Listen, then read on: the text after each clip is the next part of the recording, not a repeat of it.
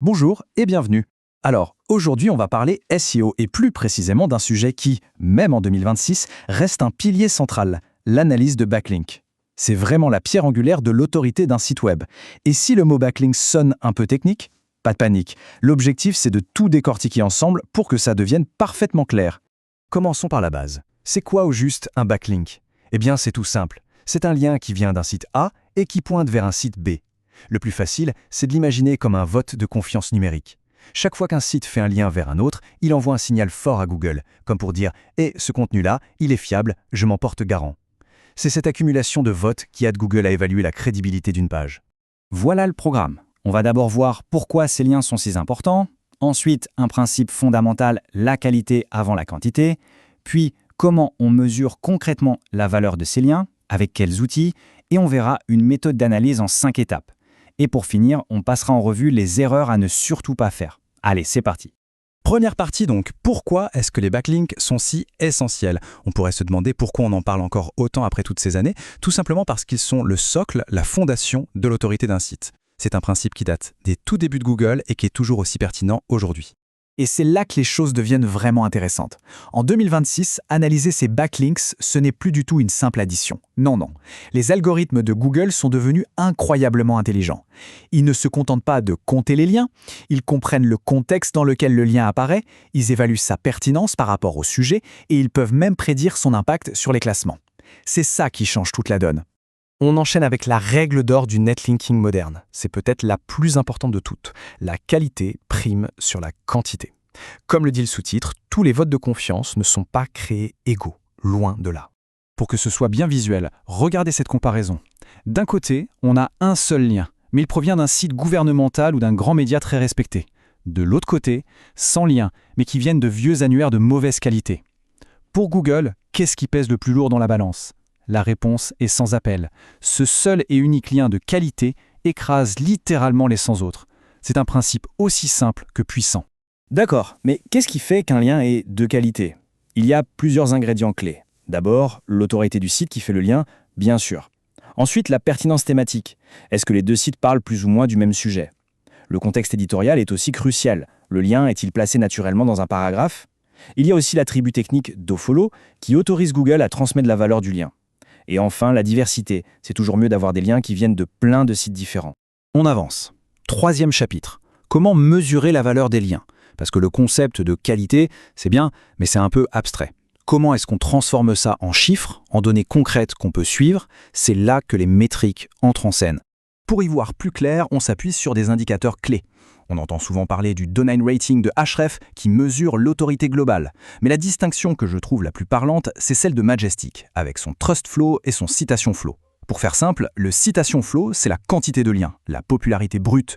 Le Trust Flow, c'est la qualité de ces liens, la confiance. C'est la popularité contre la crédibilité. Et comprendre cette nuance, ça change tout. Et tenez, voici une petite astuce très utile pour un diagnostic rapide.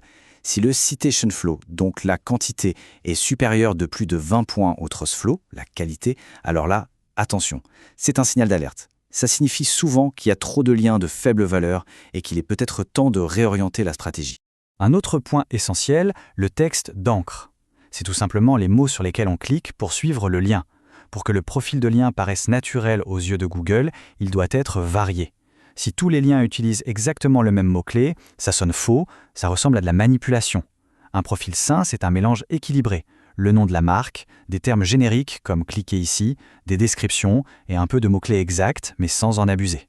Bon, 4e section, la boîte à outils. Pour mener ce travail d'investigation, il faut être bien équipé. Voyons un peu les plateformes incontournables. Dans la panoplie idéale, on retrouve les grands classiques. Ahrefs, c'est un monstre avec une base de données immense, parfait pour analyser les concurrents. Majestic, c'est le spécialiste de l'analyse qualitative, notamment avec son Trust Flow. SEMrush est excellent pour ses rapports très clairs et son interface intuitive. Et puis, il y a la base, l'indispensable, la Google Search Console. C'est l'outil gratuit de Google, donc c'est ce que Google voit vraiment. Le meilleur conseil? N'en choisir qu'un est une erreur. La vraie force, c'est de les combiner. Ok, assez de théorie, passons à l'action. 5e partie, comment on analyse concrètement tout ça? Voici une feuille de route, un vrai plan d'action en 5 étapes que tout le monde peut suivre. La méthode est assez logique. D'abord, étape 1, on fait l'inventaire de tous les liens existants. Étape 2, on évalue leur qualité globale.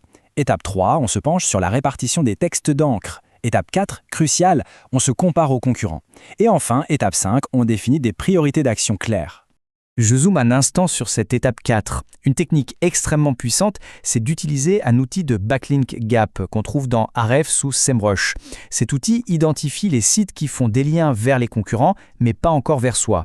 C'est une véritable mine d'or, car ça donne sur un plateau une liste d'opportunités de liens ultra qualifiées.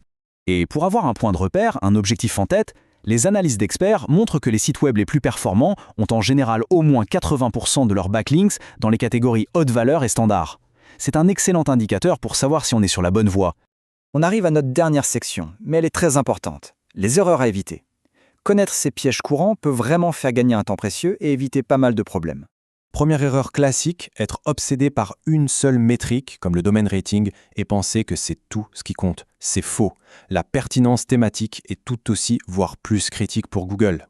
Un lien d'un petit site hyper spécialisé peut être bien plus précieux qu'un lien d'un gros site généraliste qui n'a rien à voir. Deuxième piège, considérer un seul outil comme la vérité absolue. Il faut bien comprendre qu'aucun outil ne peut détecter 100% des liens, ils ont tous leurs limites. La seule bonne pratique, c'est de toujours croiser les données et d'utiliser impérativement la Google Search Console comme référence de ce que Google prend réellement en compte. Et la troisième erreur, peut-être la plus dangereuse, vouloir désavouer chaque mauvais lien. Il faut savoir que le système SpamBrain de Google ignore déjà automatiquement la quasi-totalité des liens de spam. L'outil de désaveu est une action très forte à n'utiliser qu'en cas de pénalité manuelle avérée. Sinon, on risque de faire plus de mal que de bien en nuisant à son propre référencement.